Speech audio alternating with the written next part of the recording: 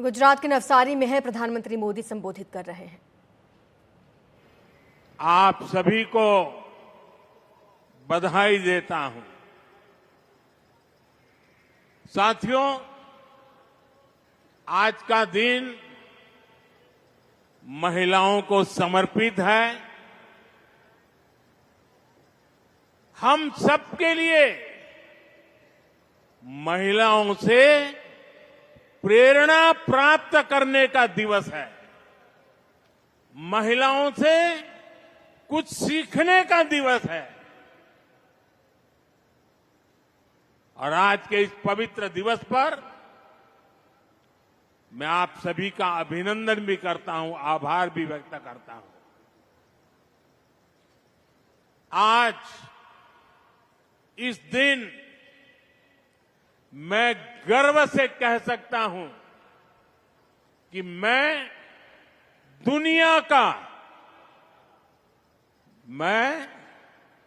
दुनिया का सबसे धनवान व्यक्ति हूं।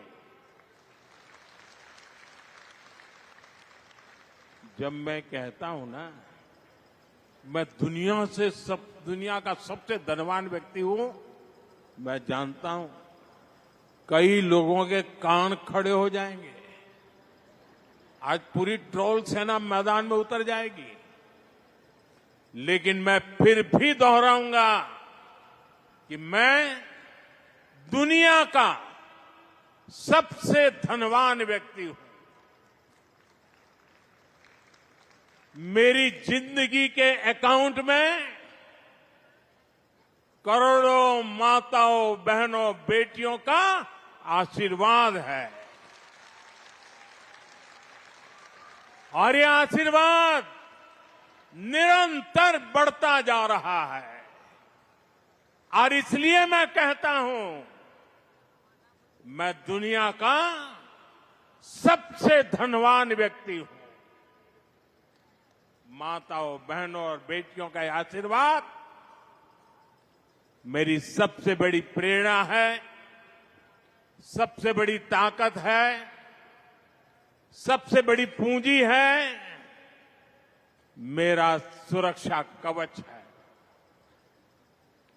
साथियों, हमारे यहां शास्त्रों में नारी को नारायणी कहा गया है। नारी का सम्मान यही समाज और देश के विकास की पहली सीढ़ी होती है। इसलिए विकसित भारत बनाने के लिए, भारत के तेज विकास के लिए आज भारत विमेन लेड डेवलपमेंट की राह पर चल पड़ा है। हमारी सरकार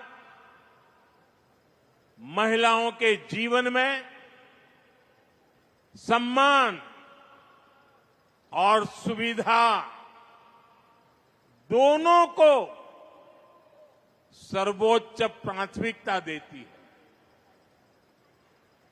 हमने करोड़ों महिलाओं के लिए शौचालय बनवाकर उनका सम्मान बढ़ाया।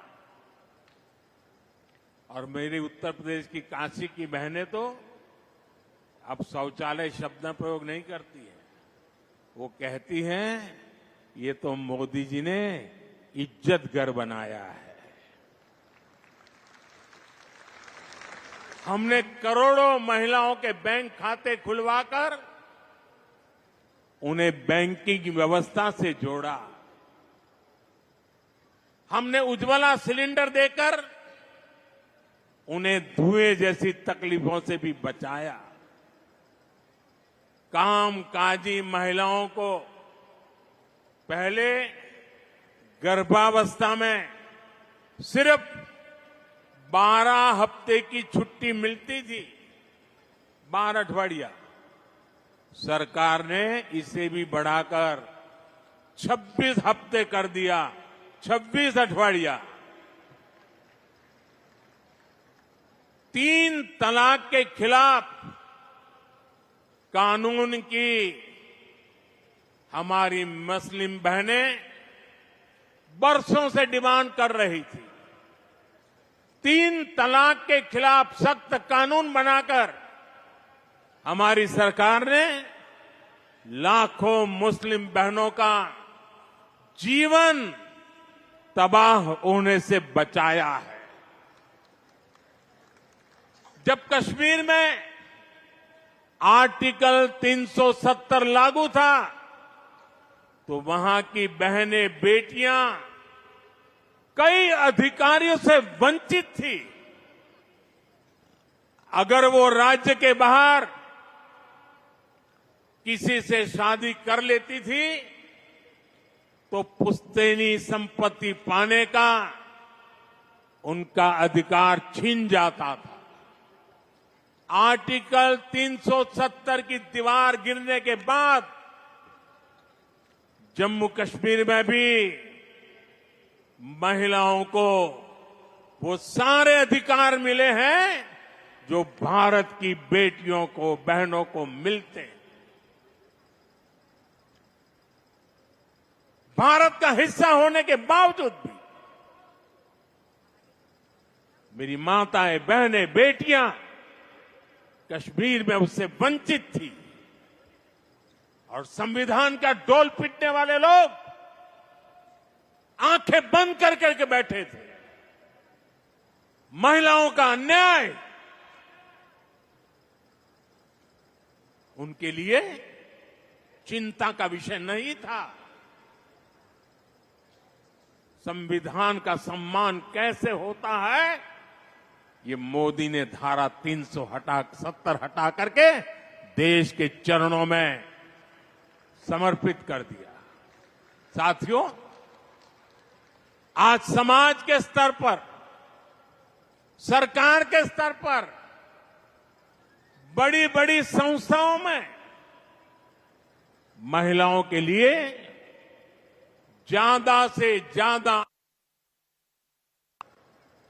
राजनीति का मैदान हो या खेल का मैदान, न्यायपालिका हो या फिर पुलिस, देश के हर सेक्टर में, हर क्षेत्र में, हर आयाम में महिलाओं का परचम लहरा रहा है। 2014 के बाद से देश के महत्वपूर्ण पदों पर महिलाओं की भागीदारी बहुत तेजी से बढ़ी है। 2014 के बाद ही केंद्र सरकार में सबसे ज्यादा महिला मंत्री बनी। संसद में भी महिलाओं की मौजूदगी में बड़ा इजाफा हुआ। 2019 में पहली बार हमारी संसद में 78 महिला सांसद चुनकर आई थी। 18वीं लोकसभा में यानी इस बार भी 74 महिला सांसद लोकसभा का हिस्सा है। हमारी अदालतों में, न्यायपालिका में भी महिलाओं की भागीदारी उतनी ही बड़ी है। जिला न्यायालयों में महिलाओं की उपस्थिति 35% से ज्यादा पहुंच गई है। कई राज्यों में सिविल जज के तौर पर नई भर्तियों में 50% या उससे ज्यादा हमारी बेटियां ही चुनकर आई हैं। आज भारत दुनिया का तीसरा सबसे बड़ा स्टार्टअप इकोसिस्टम है। इनमें से करीब करीब आधे स्टार्टअप में कोई न कोई महिला निदेशक की भूमिका में।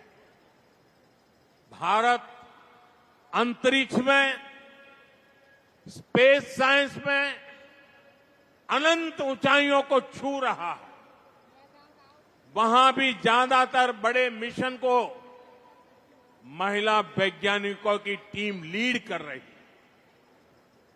हम सबको ये देखकर गर्व होता है कि आज दुनिया में सबसे बड़ी संख्या में महिला पायलट हमारे भारत में है।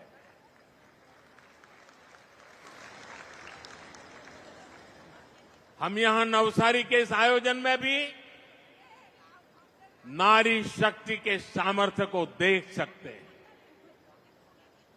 इस आयोजन की पूरी जिम्मेदारी महिलाओं ने संभाली है। इतने बड़े आयोजन की सुरक्षा में जो पुलिसकर्मी और ऑफिसर तैनात हैं, वे सबके सब महिलाएं ही हैं।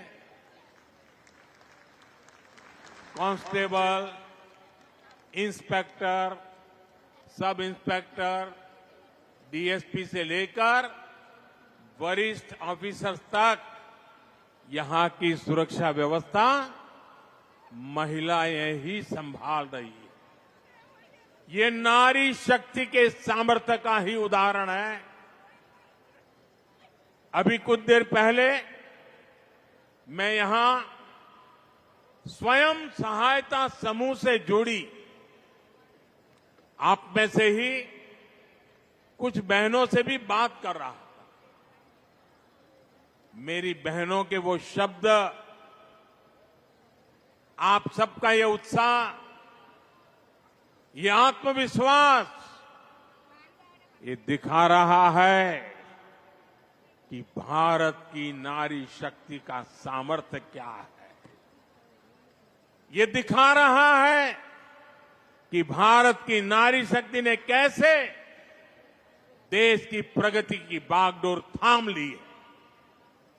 मैं आप सभी से मिलता हूं तो मेरा ये भरोसा और पक्का हो जाता है कि विकसित भारत का संकल्प अब पूरा होकर ही रहेगा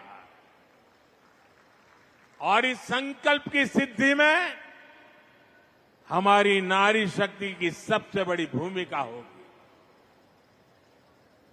माताओं बहनों, हमारा गुजरात तो विमेन लेड डेवलपमेंट यानी महिलाओं के नेतृत्व में विकास का बड़ा उदाहरण है। गुजरात ने देश को सहकारिता का सफल मॉडल दिया। स्वयं सहायता समूहों से जुड़ी आप सब बहनें जानती हैं, गुजरात का सहकार का मॉडल यहां की महिलाओं के श्रम और सामर्थ्य से ही विकसित हुआ है। अमूल की चर्चा तो आज पूरी दुनिया में है।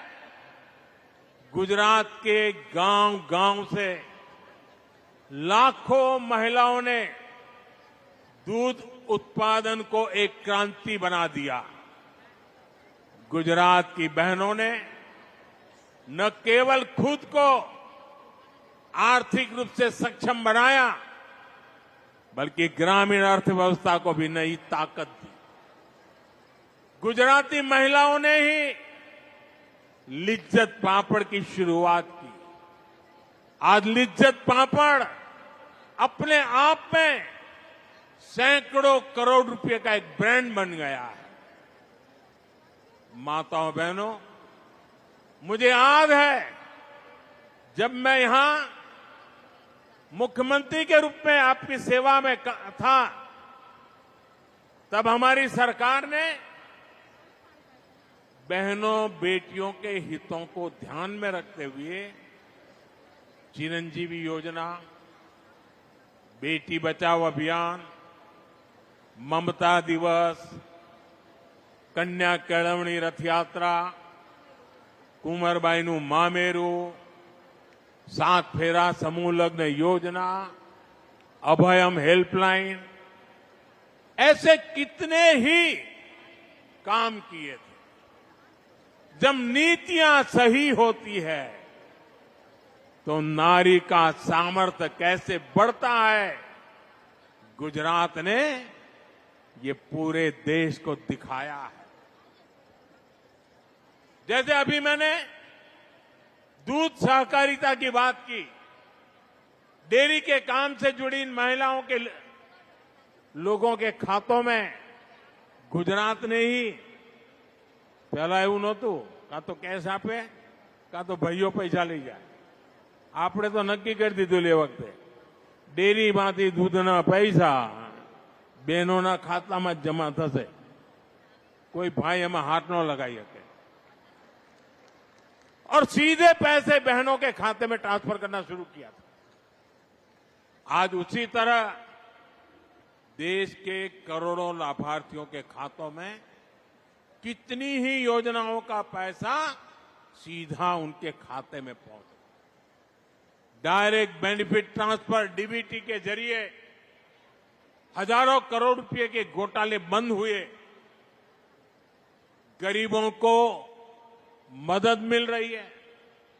साथियों, गुजरात में ही भूज भूकंप के बाद जब घरों का पुनर्निर्माण हुआ तो हमारी सरकार ने वो घर भी महिलाओं के नाम कर दिए। અને એ જે પરંપરા આપણે શરૂ કરી કે સરકારનું મકાન હવે બહેનોના નામે જ મળશે,